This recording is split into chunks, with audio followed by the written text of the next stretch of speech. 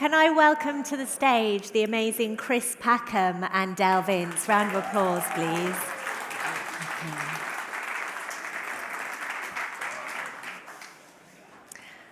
Okay, so here we are in the session, Saturday Night Beaver. And I know your minds are boggling. What is this all about? We're going to be talking about EcoTalk. We're going to be talking about how festivals, the music industry, sports can support nature, be a positive force rather than against it. And we're going to dive into a few other unexpected topics as well, I'm sure. So everybody, I believe, already knows Chris and Dale. But Chris is a naturalist and also an activist who's been doing a huge amount of great work, not only for nature, but also with organisations such as Supporting Just Stop Oil, and is a great punk spirit who I'm very happy to have here on stage with me. Dale is also an incredible punk spirit.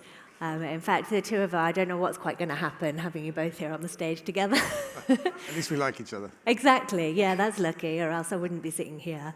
Dale founded Ecotricity, the world's first green energy company, also Forest Green Rovers, is it the world's only vegan football club? It was. I don't know if it is now. Oh, I hope not. I hope there's lots. Yeah. But it was the first one, anyway. It was first, yeah. Dubbed by the Sun as the red meat ban about 10 years ago. Yep. Founded Sky Diamonds amongst many other wonderful things, including founding EcoTalk. So do you want to tell us first what EcoTalk is and how that came about?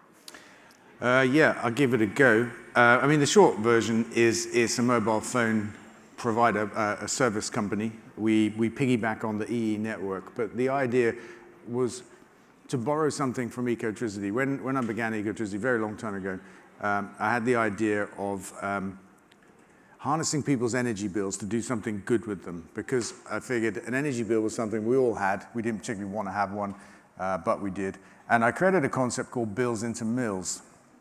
And Ecotricity is a not-for-dividend company. All of our money goes back into our mission, and our mission was then building green energy. We extended it to include transport, food, and nature a little bit later. But bills into mills is essentially harnessing the revenue from our customers' energy bills and using it to build windmills, sun mills, gas mills, that kind of stuff.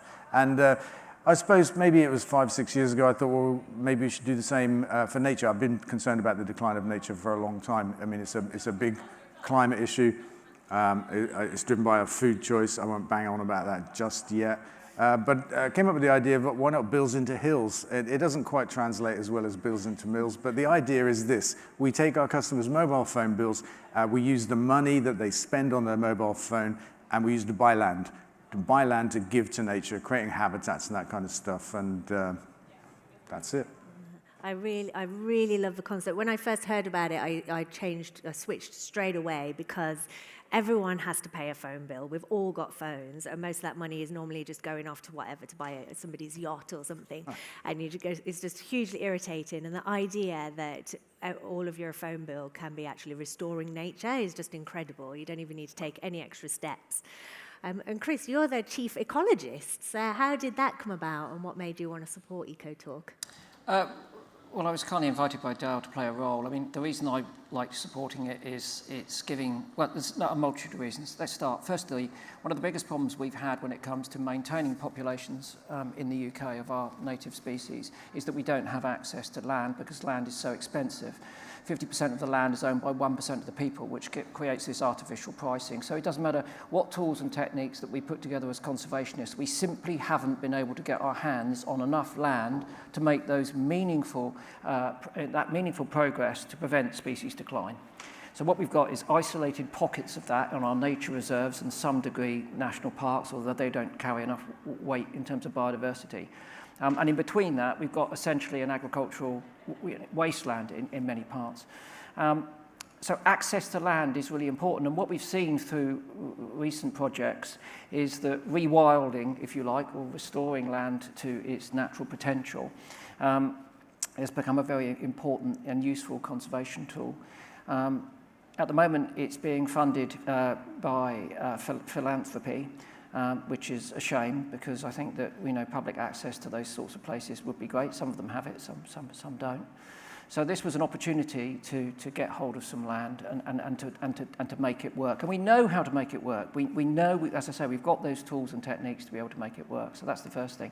Second thing is, as Dale says, we all need a mobile phone, and that means that some of the mobile, people have signed up because they want to help nature. That's fair enough. So they're probably already in our bubble.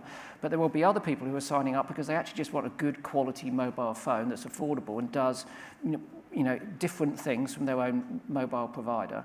And therefore, we have an opportunity to grow our audience, and we're growing that through our social media outreach and what we put on the website. So we're bringing them into that fold where they understand the need for rapid, more effective conservation and restoration, basically. So that's it. And I'm a doer. I just like doing things. And unfortunately, there are too many people within my world who are sitting around having meetings, having consultations, writing reports, and not getting the bloody job done. And I'm sick of it. And that's why we're in a big problem. So the fact that the money's on the table and people are signing up and it's growing all the time means that we will be, hopefully, looking forward, be able to expand without the need. We don't have too many consultations. We bring in the experts. They know what they're talking about. We listen to them. We take their advice, and then we do it. And it makes a difference. And I have to say, we've been running the two sites, pretty full on since, I don't know, the beginning of last year, maybe spring of last year, and we've already seen significant changes and progress on those sites in terms of biodiversity, community engagement, resilience, and all of those sorts of things that we need to build into our landscapes to make them healthier and happier in the future.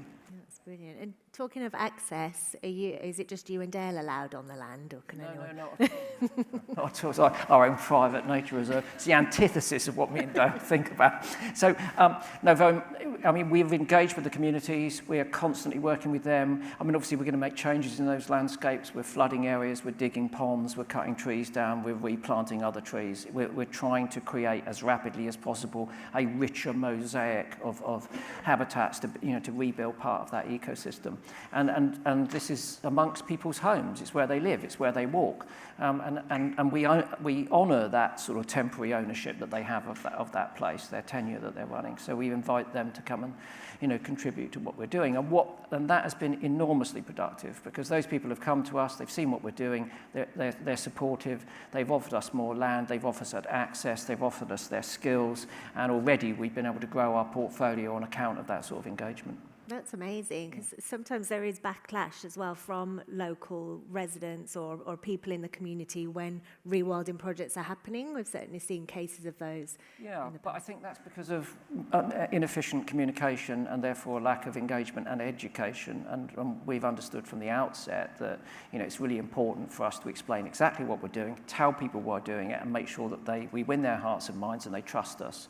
And we can do that by showing them other examples. And I think, again, maybe rewilding, which has actually been going on for some time, but in that current form got off to a rocky start when we started talking about reintroducing wolves into the landscape. And of course, any ecologist knows that you can't put a top-of-the-food chain predator that's been absent for the best part of 400 years and drop it straight back in. You've got to build the ground from the ground up. And that's what we're doing with our EcoTalk projects. We're looking at, literally, we're starting from the soil, and we're thinking about what we can do with that. And then working our way up that ecosystem. And none of the sites we've got at the moment, rest assured, we're thinking about putting wolves back into, but we are, of course. Wolves. Yeah, I love wolves. I love a wolf in the right place would be great. Preferably one in sheep's clothing biting Farage's arse would be fantastic. But there are other animals which, if we get those habitats into as I say, a sustainable and resilient shape, we may be able to do some of those other reintroductions there. And we're working with some people. Derek Gower is one of them, who's we're great fans of. He's a conservation champion. He's a doer. He's not sitting around waiting for someone to sign a piece of paper. He just gets on and does the job because he knows the job can be done and the situation's urgent. Nice. And am I right that you've got beavers coming? Eventually.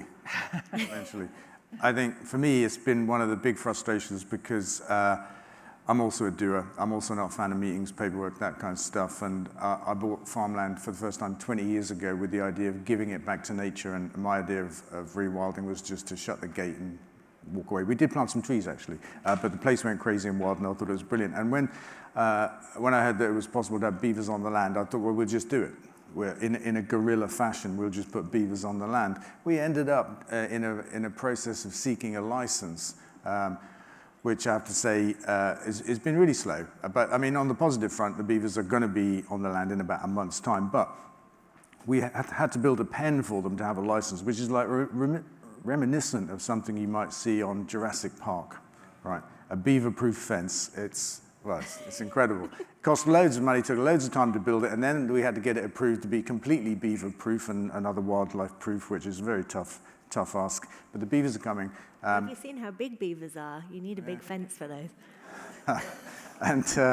And there's an International Beaver Day on the 7th of April this year, and I think our beavers will land round about the same time. Coming from Scotland, as I understand it, we're bringing a couple and a kit, I think it is. I mean, it's going to be good. And just down the road, we have bought some more land, which might be suitable for downstream, I should say, which might be suitable for more beavers. But we've got beavers on the land, as you know. And for me, I think it's a magical creature. I think it's a really influential creature in our psyche, right? The fact that beavers have been extinct in our country for far too long, the idea that you need a license to bring them back, I think is wrong. I think that will change. But when you look at what a beaver does, they're engineers. They engineer an environment around them by damming and blocking water and creating flooded land. And they create an environment for all kinds of other species that Chris knows more about than I do. But they also lock water up to protect us from flooding, from the extreme rains that we're getting, that we heard about in the first session this morning. Beavers are like